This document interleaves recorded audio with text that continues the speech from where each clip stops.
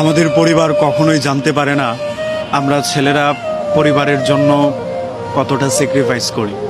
একটা ছেলে নিজের জন্য স্বপ্ন দেখা যতটা সহজ, তার স্বপ্নের সাথে যখন পরিবারের স্বপ্ন যুক্ত হতে থাকে তখন তার স্বপ্নগুলোকে এগিয়ে নেওয়া ততটা সহজ না। একটা ছেলে চাইলেই নিজের জন্য ভালো একটা ফোন কিনে ফেলতে পারে। তার মাথায় যখন চিন্তা চলে আসে মার জন্য কিংবা বাবার জন্য ভালো একটা ফোন নিতে হবে, তখন তার নিজের ফোনের শখটা উড়ে যায়। যখন তার কাছে আবদার করে বসে তার বাবা ভালো একটা পাঞ্জাবি অথবা ভালো একটা কাপড়ে, তখন তার নিজের জন্য কাপড় কিনতে ভুলে যায়। ছেলেরা যত সহজে বড় হয়ে যায়, যত সহজে নিজের জন্য স্বপ্ন দেখে ফেলে, তত সহজে ফ্যামিলির স্বপ্নকে এড়িয়ে যেতে পারে না। ছেলেটা চাইলেই নিজের স্বপ্নটাকে বাদ দিয়ে দিতে পারে। আমার একটা ভালো ফোন হয়নি, থাক বাদ দিই। ভালো একটা বাইক হয়নি, থাক বাদ দিই। কিন্তু স্বপ্নটা যখন বাবা মার হয় তখন প্রশ্নটা করা হয়, তখন প্রশ্নটা নিজের ব্যক্তিত্বের উপর চলে আসে।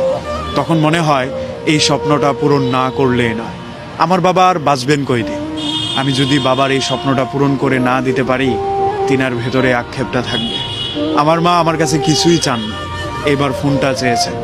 এই মাসের বেতন পুরোটা দিয়ে মায়ের জন্য ভালো একটা ফোন কিনবো।